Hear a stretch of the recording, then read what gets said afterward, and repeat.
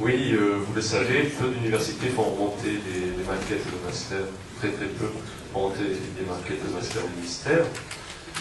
Notre manifestation aujourd'hui est purement ludique. Ce que nous espérons effectivement, c'est que le Congrès se positionne par rapport à ces décisions qui ont déjà été prises, je dirais, par la base, puisque la plupart des départements et des UFR ont considéré qu'il ne fallait pas faire remonter ces maquettes. Mais ce n'est pas la seule question qui soit d'actualité.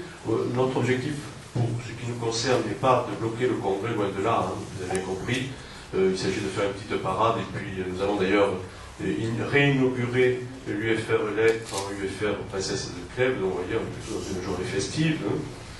On a hésité sur le département de musique, mais Michel Lehmann n'était pas d'accord pour qu'on appelle le département Carla Bruni.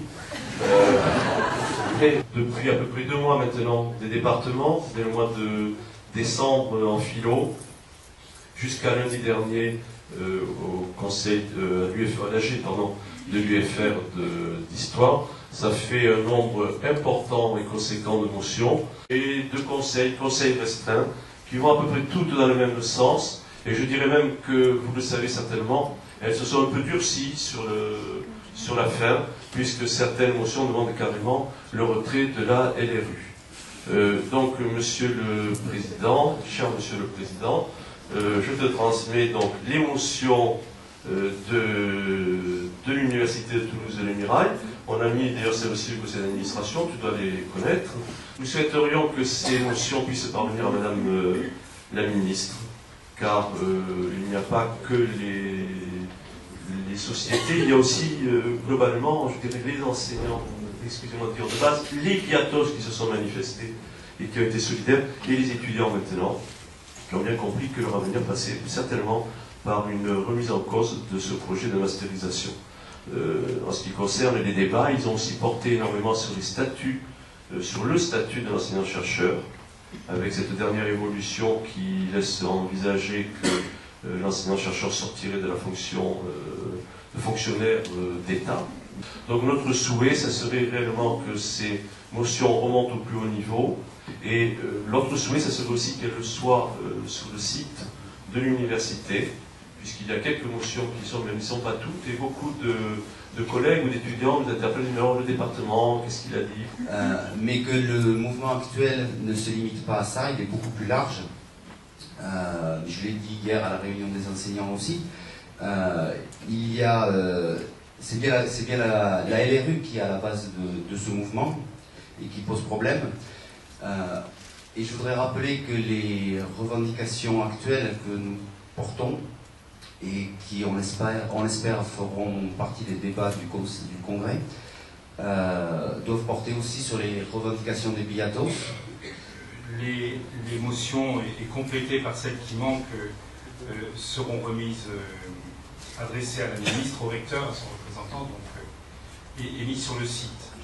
Hier, il y a eu le conseil d'administration de la CPU, dont je suis membre, et je vais vous lire le communiqué parce que il vous permet de voir la position qui a été prise hier. Le conseil d'administration de la CPU, à l'invitation de la ministre, a assisté à la présentation de la mission de médiation confiée à Mme Bazzi-Mallory. Remettre sur le chantier le projet de révision du décret de 84 est aujourd'hui indispensable. Toutefois, la CPU exprime de fortes réserves sur la nature et la durée de la médiation proposée, qui ne répondent pas à l'urgence de la situation.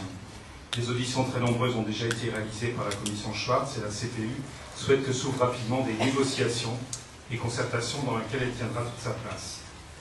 Cette négociation et cette concertation ne peuvent être engagées que si un climat de confiance est restauré dans la communauté universitaire.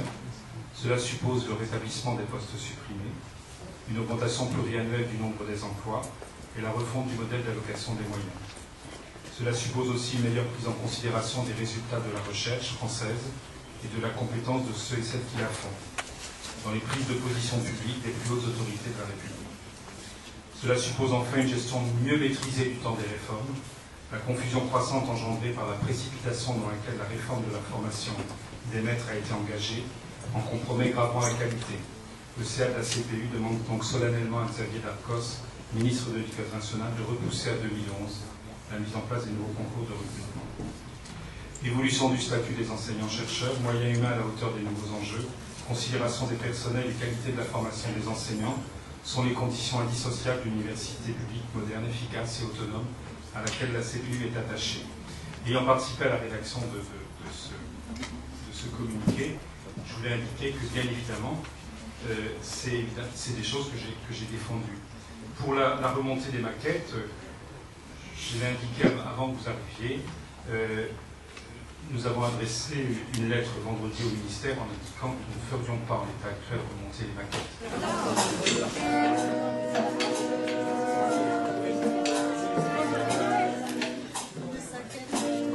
Objectivement de repousser cette réforme. D'ailleurs, on me dit les universités ne voudront pas préparer les étudiants à cela. Vous savez, moi je recrute 14 000 personnes. Hein, on va les trouver, hein, les gens pour passer nos concours. Et aujourd'hui, un professeur sur 2 qui est recruté par mois, il n'est déjà pas passé par des systèmes de formation des maîtres. Il est tout simplement, il a une licence ou une maîtrise et il se présente à nos concours et il les a. Donc moi, je n'ai pas absolument besoin d'entrer dans une discussion sibylline avec les préparateurs à mes concours. Je suis recruteur, je définis les concours dont j'ai besoin, je garantis la formation professionnelle des personnels que je recruterai. Et après, que chacun nous suive ou pas. Hein.